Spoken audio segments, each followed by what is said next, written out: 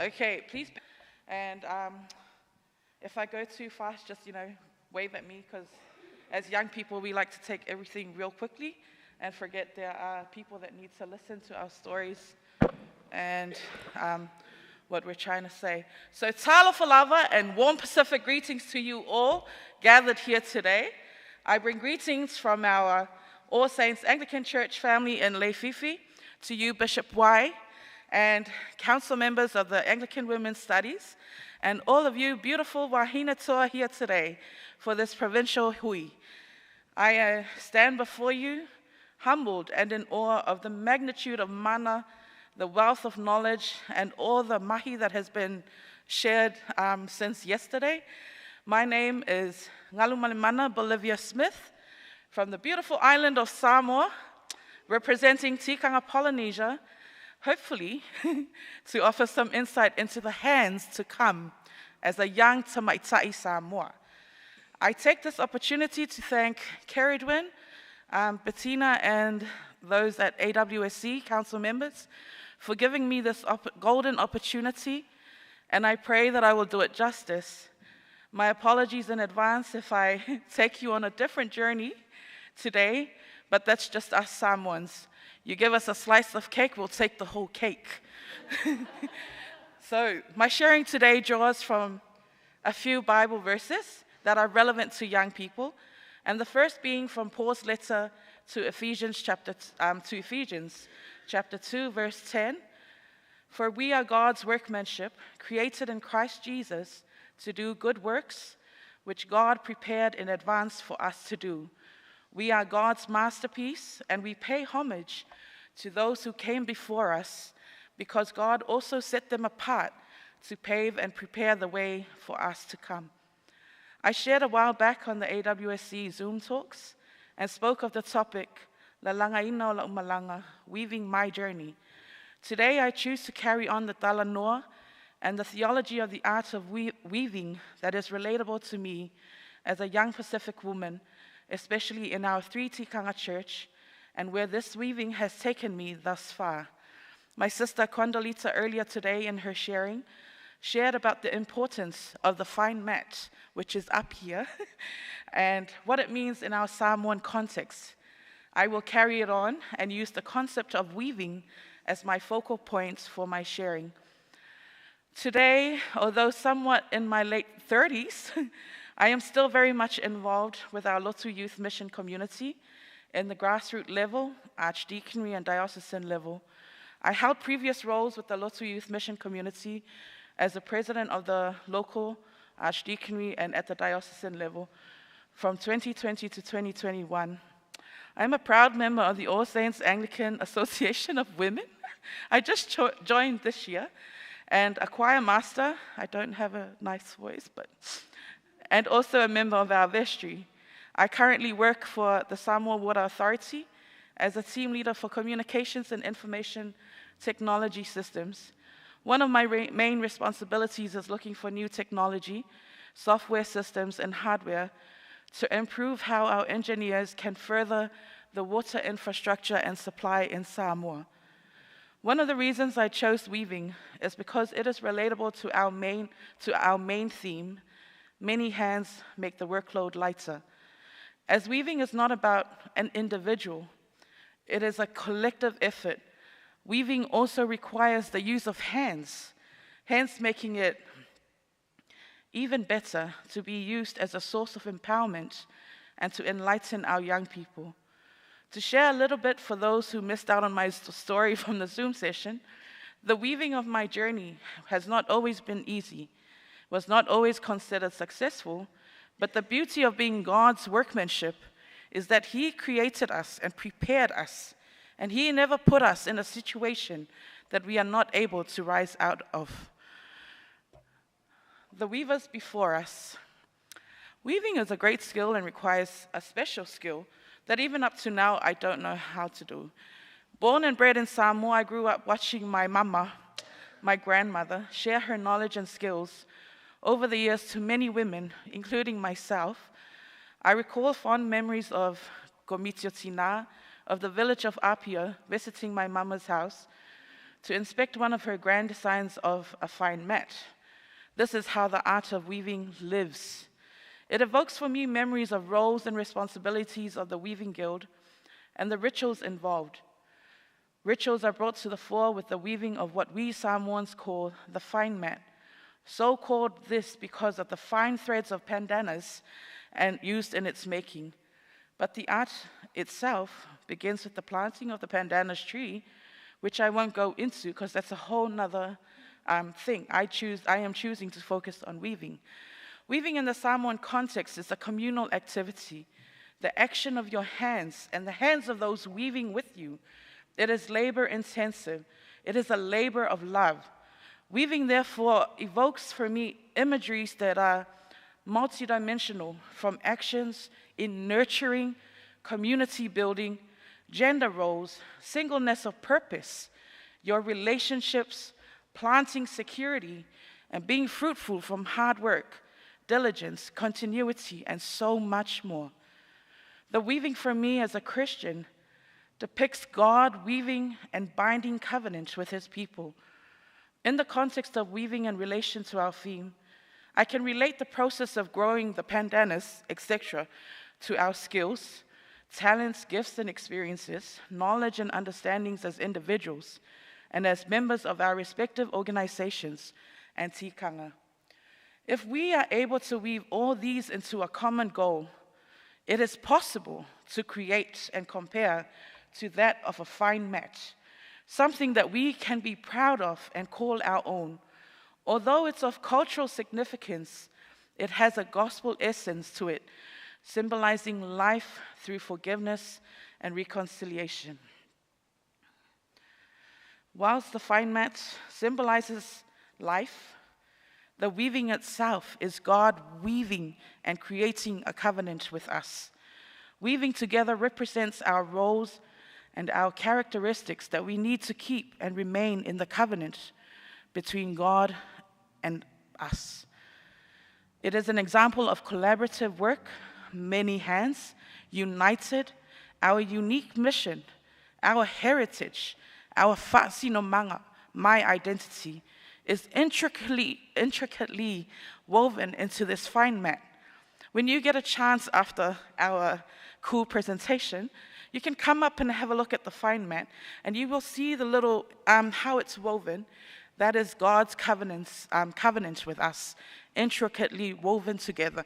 Your relationship and my relationship together. My second verse is, "For I know the plans I have for you, declares the Lord. Plans to prosper you and not to harm you. Plans to give you hope and a future." Jeremiah 29, verse 11. Although this is a verse that we hear often with young people, this is a declaration by the Lord, promising us that his plans are never meant to harm us. Instead, it is a promise of hope and a future for the hands to come. It's likened to young people who will continue the weaving. There is hope and there is a future for the weavers to come, as declared by the Lord. Then we come to the beautiful weavers to come. As most are aware, times have significantly changed. As young people, we are energetic and full of ideas, some great, some not so great. But it is our turn to take on the weaving, isn't it? Or perhaps we can pose the question, when is it really our turn to take on the weaving from you?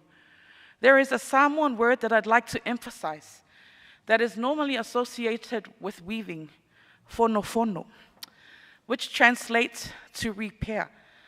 Whono is basically the art of repairing the wear and tear of a fine mat that has been around for decades. The longer a fine mat is around, the lengthier its history, the more mana it has, the more richness, the more it has to tell. So therefore, instead of disregarding the whole thing, we whono it. And that is what we, the hands to come, are meant to do. We don't want to completely change what came before because we would lose its history. Instead, we'd like to whono it so that it does not lose the history, it does not lose its richness, it does not lose the story behind it and how we came to be here today and the reason I am standing before you today. However, afono, we as young people can repair and add changes to suit us, the environment or era that we are in, and to ensure that it is current, because we young people like current, and evident only because you ask a young person, are you on Facebook? Can I add you on Facebook? Nah. Are you on Insta? Like, what?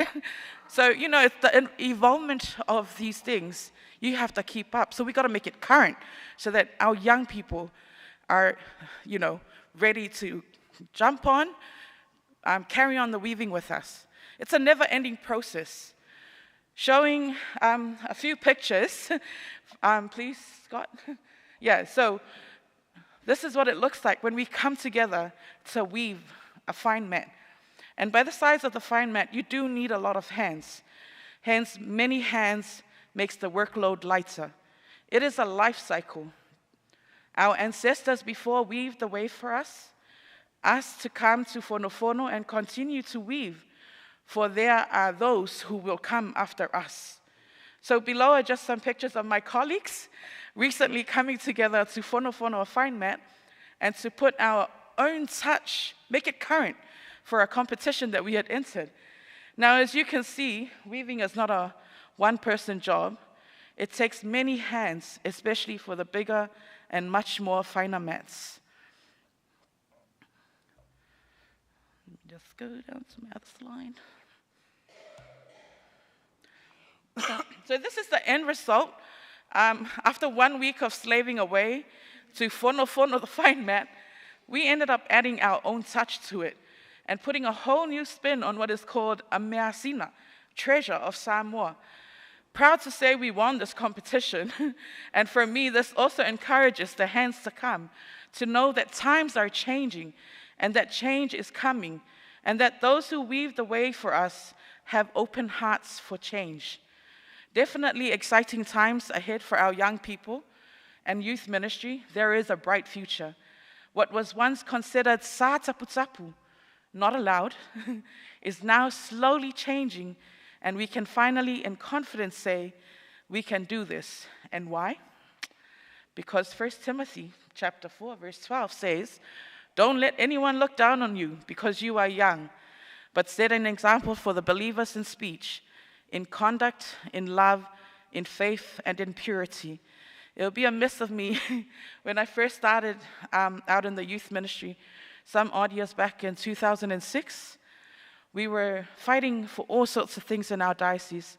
And at that time, it was called, it was Toru, now Tikanga Toru Youth Commission. Now Tikanga Youth Commission in the 3 Tikanga Church. We were fighting for the church to start recognizing young people, inclusion of a youth member as a synod rep into your diocesan synod, into the general synod, having a youth rep. We were always ever called to come and be stewards in general synod and do a waiata and a dance. But now we've got seats in there, and those we pay homage to the likes of Reverend Sepiuta Lapiapi, Reverend Claude Fongtoi, Dr. Hidenika, Archbishop Don Tamihere, Reverend Michael Tamihere, Reverend John Hebinson, Luisa, Maria, and Andrew Tessa. Those are the ones who were weaving the way when I came in to start the weaving journey with them in the youth ministry. I was the youngest youth leader then, hence why I still look young, and they're older, and not as old as those guys. This is 2011. I'll just say this quickly. This was a youth year, 3 Tikanga Youth Year, hosted by All Saints Diocese of Polynesia and at All Saints Samoa. If you make the picture bigger, we've got little tiny hands drawn on there. So back then we knew that you needed, many hands. The only problem with us young people then, we were too quick to rush in. We forgot why we needed the many hands. We didn't say why you needed many hands. So I was going to change it around a bit and say, many hands to work together, instead of just saying many hands because otherwise I can just put my hand in and not do anything. So that's those are just some of the things that that we, as young people, have. We have been around, and we have known this for a while. The onus is on us whether we would do anything about it or not. But in the future, we would like to move forward, carry on the weaving for our church, and make sure that it's successful and that it grows. And we want to see. So to end off, one of the one of the things that people keep asking me, you're like almost 40 and you're still in youth. Why don't you move to AAW or go to another, something else? And I said, but why? I have a passion for young people. I have a passion for youth ministry. And I believe that only when you can no longer impact other young people and you no longer have that pit, that feeling in the pit of your stomach when you're doing something for young people and you get that, happiness out of it, the joy. If you don't have that any longer, it's time to move on. God's saying, go, you're needed somewhere else. So God hasn't said that to me yet, so yes, still young. To end my sharing, I'd like to remind all of us today that although we are the hands to come, the weaving has passed on to the hands to come, our work is still not complete. Our roles then become those of Ole Autapuai, cheering squad. That is what you will be, cheering squad. Our journey does not end once we have passed on our weaving duties. It is then our turn to pray and cheer our young people on. So don't forget, this one fine mat is carrying all those, even you, who weave the way for us, currently weaving and the weavers to come. As the Sulatonga in Samoa says, when there is a display of fine mats, wamalie malo, sao falale. Well done, I am overwhelmed. Hush, hush, for we are in the presence of greatness. Whaftai.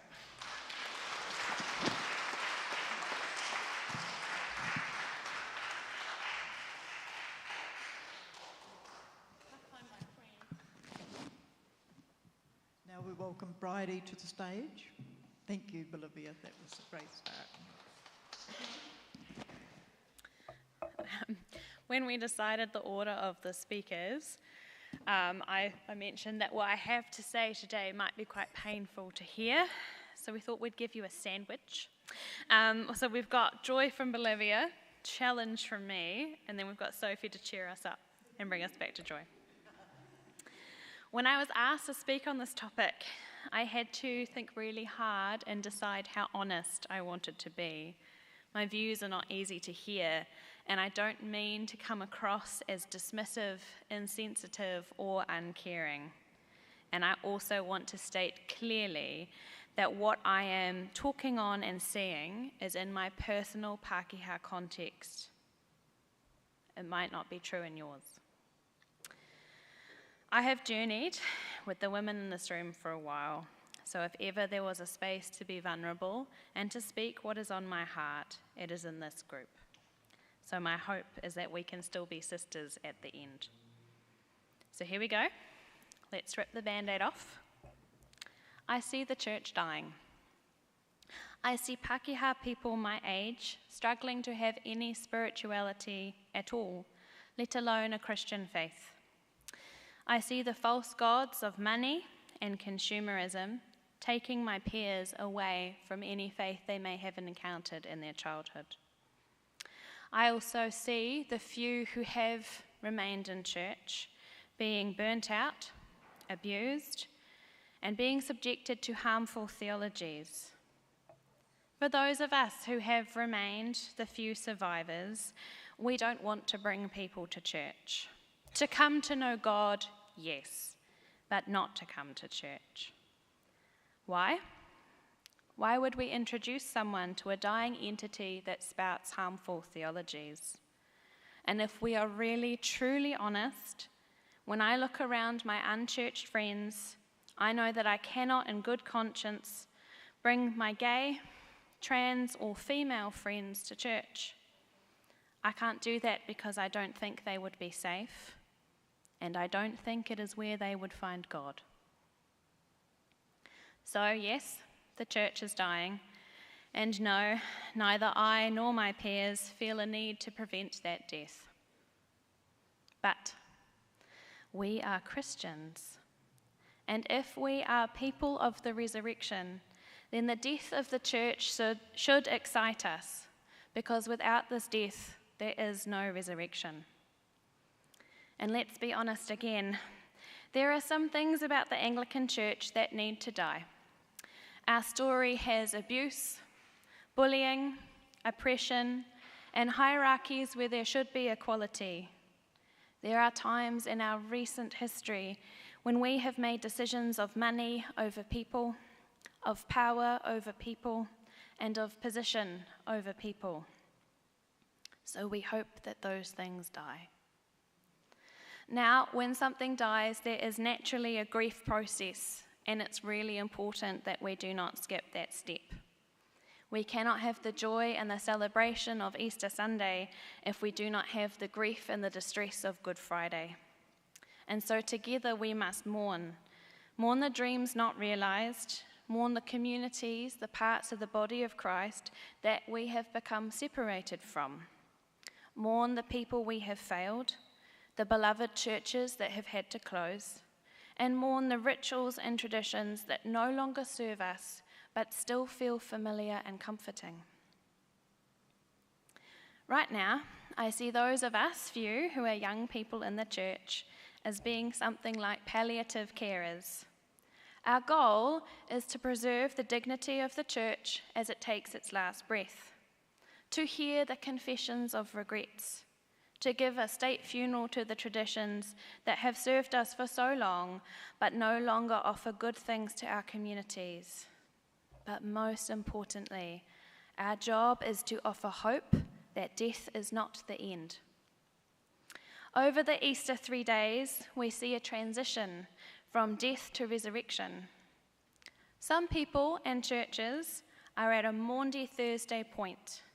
They are negotiating with God, looking for a different path, a way out of the death, denying the reality of what is to come and feeling overwhelmed. Other spaces are in a Good Friday space. The death has just happened. It is raw, it is painful, the grief is all-consuming, and there is no ability to think of anything other than the death. So I want to highlight the importance of Easter Saturday. That space where the death has happened, and now we just need to trust that the resurrection will come. This is a day where we can rest before the joyous celebrations begin. For those of us in Easter spaces right now, we need to pause, to gather together as people in mourning, but also as people preparing. So where are the hands to come? It is in this space that I see the most young people. They are waiting, they are preparing, they are trusting. They are grieving what has been lost and figuring out what we take into the future. What will we leave with the human and flawed body of the church? They are living out the promise and the hope of the resurrection, and they are looking for the resurrection body of the church. If we are resurrection people, then we absolutely know that death is actually the beginning. Excitingly, I see signs of what the resurrected body might look like already. There is a return to early church models where relationality is at the heart of our faith.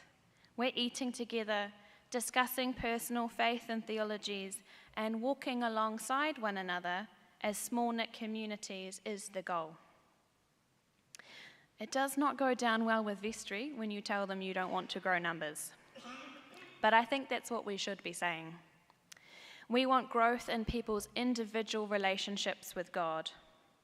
We want people to reflect on how they were 12 months before and see how they have grown, evolved, changed in their faith. We want our faith to be dynamic and to reflect what human relationships look like, ever changing, ever deepening, being more vulnerable with one another.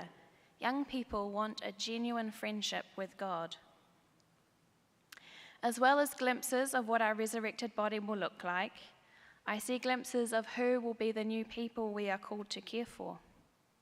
I see people staring at devices, desperate for any form of human connection, unknowing that the digital idols that they turn to are actually just exacerbating their loneliness and isolation.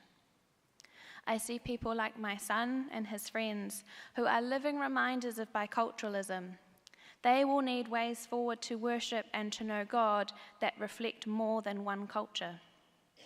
I see people craving spirituality, craving hope, craving to forgive and to be forgiven. And I see people so lost that they don't even realize they could have a deeper and richer life.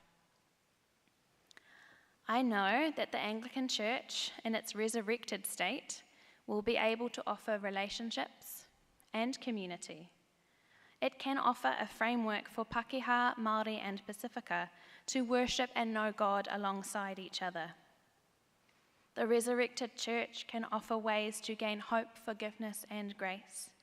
And I see it reaching out to those who want something more but don't even know God as an option. And I know this because I do see it now. These are the things that will die or have already died, but they are what will be resurrected. So what is our role as women in this space? What will our many hands be doing in this time of death and resurrection hope? Well, there's one woman I can think of, Mary Magdalene. Her hands were ready to honor the body of Christ. She had accepted the death and was on her way to care for the corpse. Our hands must be ready to do the same. But in that acceptance of death, I think we will, like Mary, instead find life. I think we will, like her, we women will be the first to see the new church, the joyous church, the church that has journeyed down to death and risen back up, a church with a new form, a form that honors its past, but also a church that what will be a bright and glorious future. And I am excited to be a part of the women, young and old, greeting that new resurrected body of the church on Easter Sunday.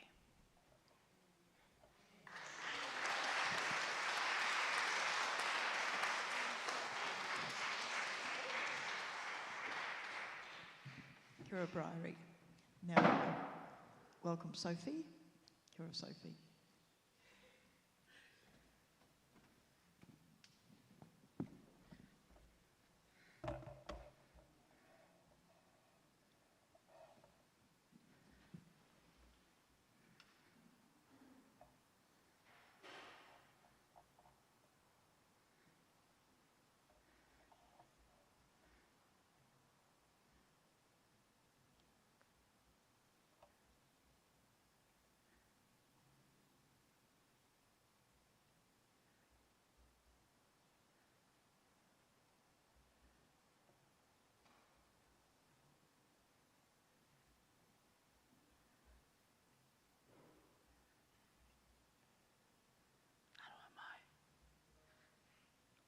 See my notes.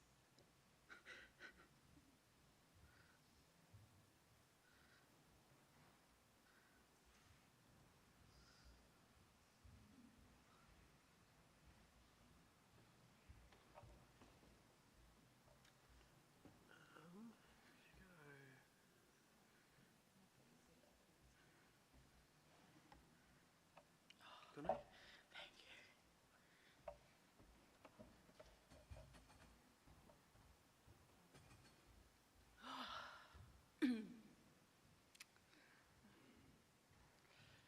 Nau mai te ki mai e ngā iwi e ngā reo ngā mana tēnā rā koutou katoa tēnā rā koutou katoa e ngā mana e ngā reo mai ngā mautere o whiti hāmoa rātou kotonga tātou e noho nei tēnā koutou nau mai ki tēnei whenua o Aotearoa. E mihi ana ki ngā mana wahine, kia koe pihopa, koutou ngā mema o tēnei kaunihira, o tēnei kaupapa e mihi ana, e mihi ana.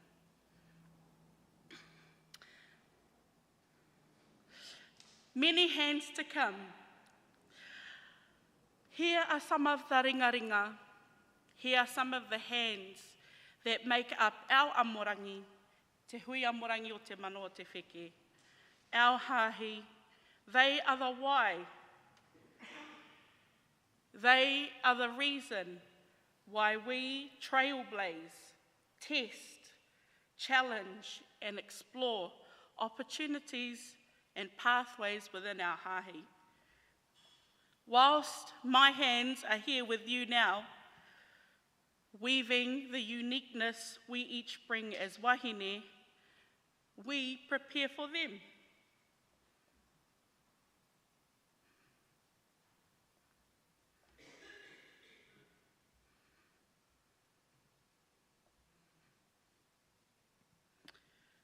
Titiro whakamuri, kōkiri whakamua. We look back and reflect to move forward. There have certainly been some strongholds, passionate and knowledgeable wahine before my time. I reflect on some of the kōrero shared by our whae Herama and the beautiful wahine she displayed in her kōrero. Those with our sisters that also shared in their presentations during our gatherings. E mihi ana ki ngā māreikura. To honour them, we refine what they have left us, adding our flavour. So if it was me, I'd probably have kinna juice all over it. Tweaking for the times of today and the times of change. In some cases, totally changing the whole scope. So in my particular space in Manoa o te Wheke, where I'm a mother of 5 boys, eldest sibling of 7 children, a daughter to that wonderful person you had this morning who makes me cry, and also to my father, and to the many, many, many, many women who have helped shape the strong wahine that stands before you today. I'm going to skip right through to 2018, 19, prior to COVID, and when that hit, and what that scope that I spoke about had to drastically change for us. Because we still see today some of the struggles and effects from those times. We're still dealing with them. So I want you to cast your mind back to 2018, 2019. You would have been thinking up all of these amazing kaupapa and maybe a holiday somewhere sunny. You were thinking of making that wedding happen, or going to your cousin's birthday, or bringing the whānau together during Christmas. It totally got shattered. And we had to, in a flick of a tēnā koutou, no mai ki te karere, we will now move into lockdown. Whatever that meant, we didn't know, other than long lines at Foursquare and New World, fighting over no toilet paper. We engaged with our tamariki, our rangatahi over this time, and we found that they were telling us some they're really clear with their words, but themes that were already present, and I'm grateful for Sister Bridie for going first, because I resonate with all of that kōrero, so it's not just from your lens. I resonate with all of her kōrero, and so it's almost like COVID said, okay, you're allowed to feel like that now, and actually allowed to talk about it. So some of these things that came up, and we've already spoken about in other workshops, isolation. In particular, young people felt isolated from their peers, and in a church setting, not cool. Tuarua, multi-layered understanding of what having a relationship with God or Christ is, or what it looks like. Did you see how many people went to online church?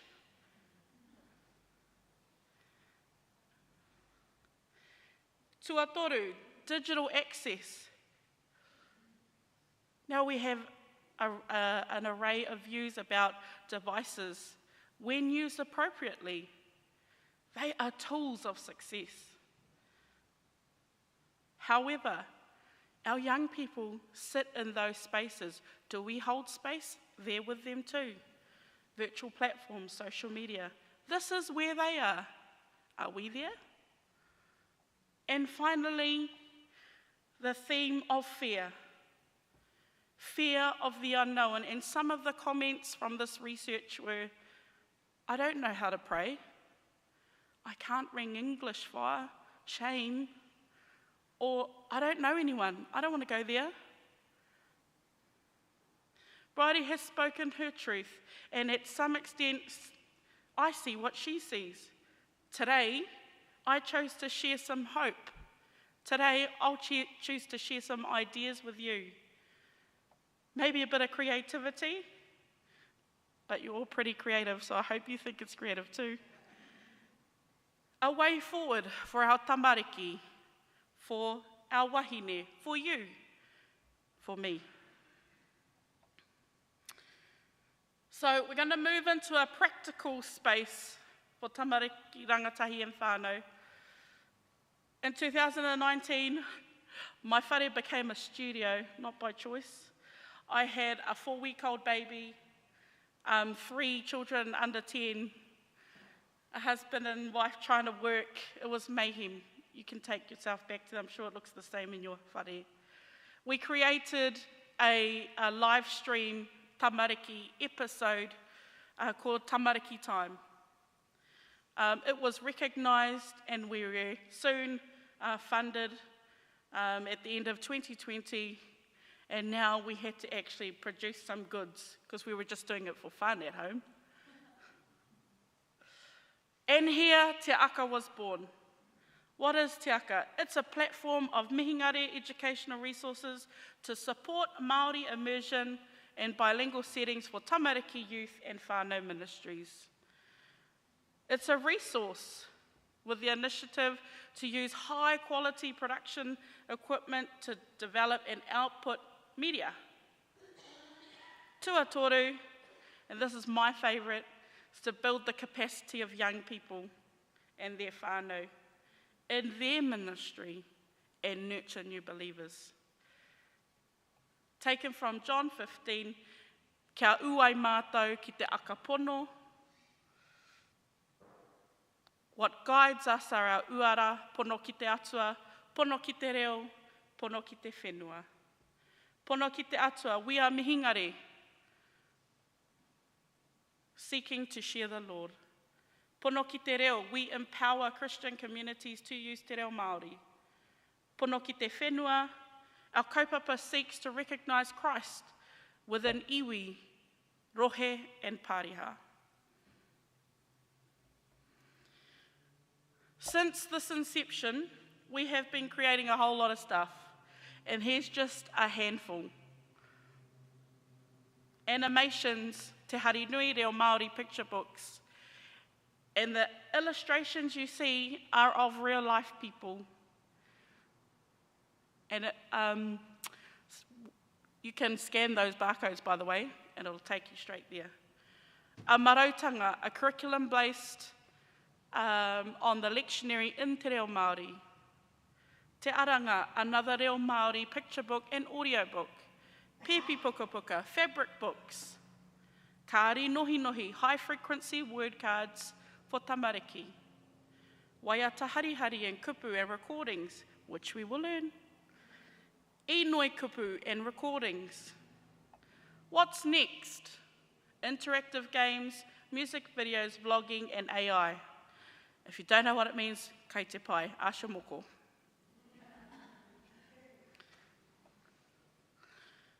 Building the capability of young people and their whānau in ministry and nurture new believers. This is the joy, te hari me te koa. Creating opportunities for our young people to be paid and do what they love doing.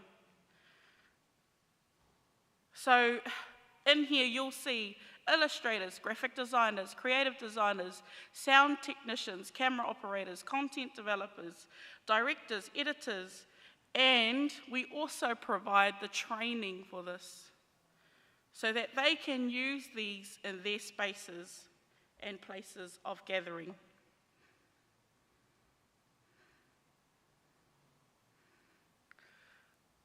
So what does this mean for Sophie, mai reanga, us? What does this mean for this hui, bringing into the context of this weekend? Naisha spoke of Bishop Waituhi Ariki, taking punches. Do you remember that? Although I don't want you to take those punches, Bishop, I am so grateful that you take it for our reanga and for those tamahine to come. My Vicar General, Bettina, Whae Bettina, she's the first wahine Māori in this position in our amorangi. This is a huge shift in power, especially amongst a male-dominated iwi such as Te Arawa.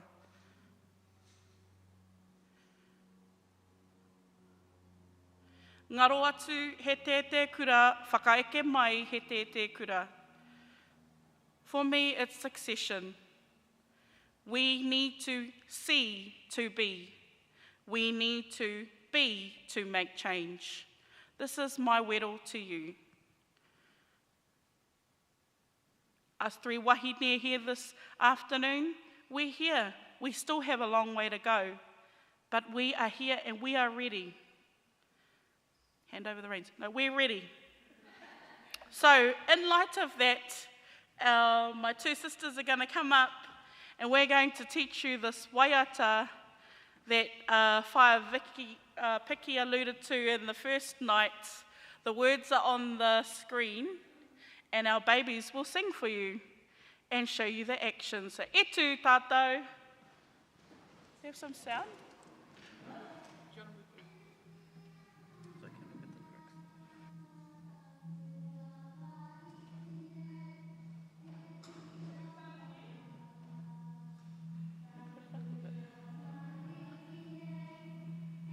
Can't do it.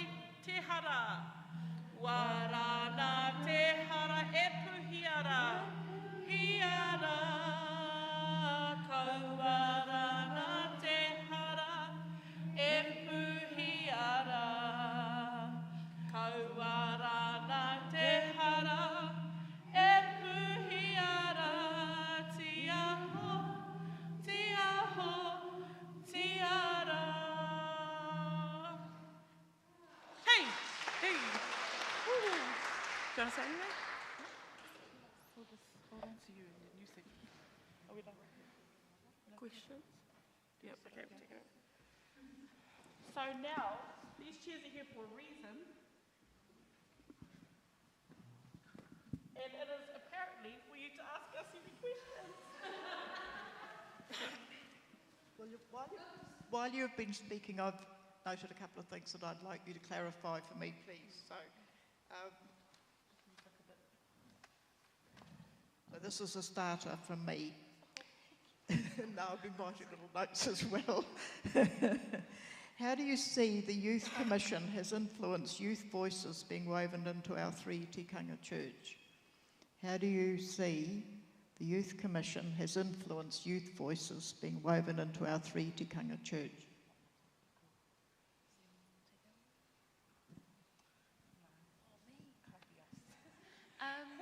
So I really like the Youth Commission. I see it as a great opportunity for 2 things.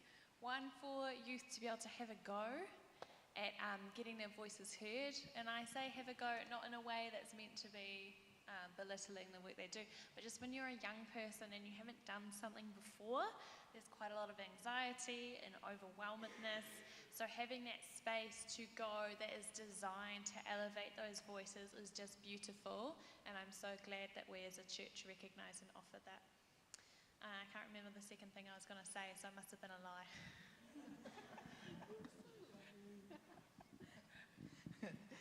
And I'll just do one more question I've got here. How do you see young people being able to hold the hope for hands to come as they wait for new beginnings? How do you see young people being able to hold that hope for hands to come as they wait for new beginnings? Well, I don't wait around. So that particular project, there was no funding made available. We just went and did it, and then the opportunity came after it. So it's a two-way thing, I suppose.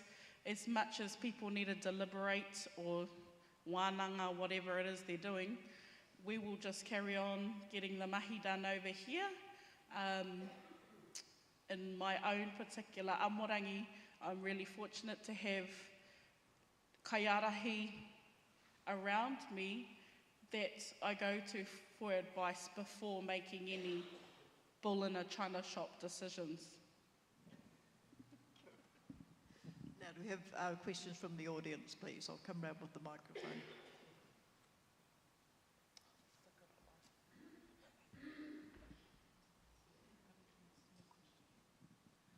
Bridie, while I do support a lot of what you're saying, I found the whole thing about the death and the resurrection quite abstract.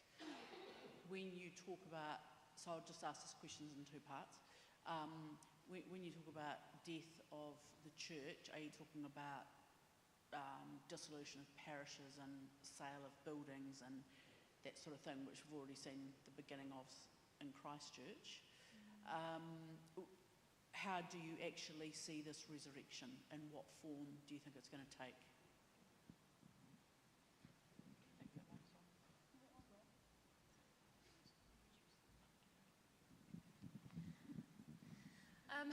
So partly it's abstract because I think it will look different in each region, each parish, even each kind of service within a parish. But there's a few kind of key markers, so I think we can see that church attendance is going down. Our pews are empty, we want to fill them, but we don't quite know how, as a lot of the dialogue that I see, at least in my diocese. I profoundly hope it's different in yours.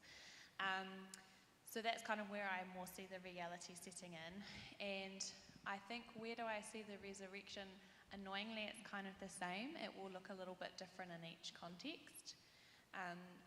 So for some places, it might be a revival where people come back to things as it is.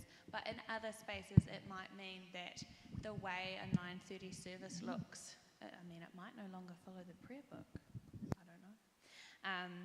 So it will be something that I think is informed by the people that it's designed for. So when I talked about that early church model coming back, when we gather together and eat together and get to know one another, we also get to know our needs and the needs of that specific community. So I think we'll see a lot more of a movement to actually respond to the communities we are in, rather than participate in these kind of traditions and rituals that don't serve those communities. So it will be a lot more people-focused.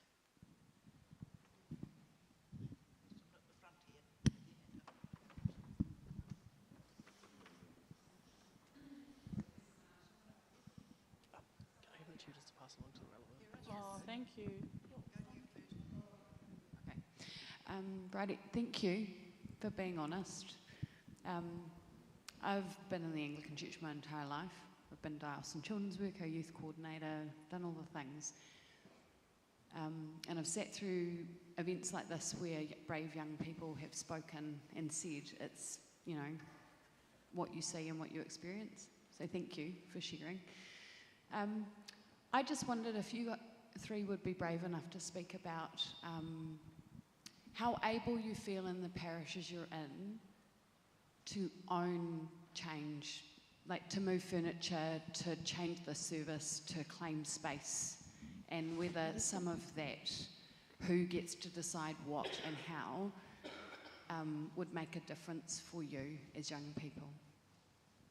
If that's not an abstract question, because it might have been, but yeah, the power dynamics, if that's helpful.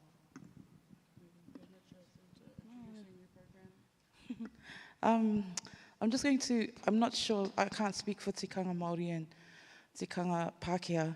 As a Polynesian, we have our own cultural protocols that are in place. And out of respect and to our whaiwhikaos, like our whaiwhiaos and our, the wardens that are in place, we would always ask first. We are brave enough to ask. That's what it should be about. Whether we are brave enough to voice it out and ask. Sometimes we are oppressed as young people, and we feel like we can't ask. But that is the beauty of us in Tikanga Polynesia. There is a space for us to ask, whether it's a yes or no. that is one step forward for us. So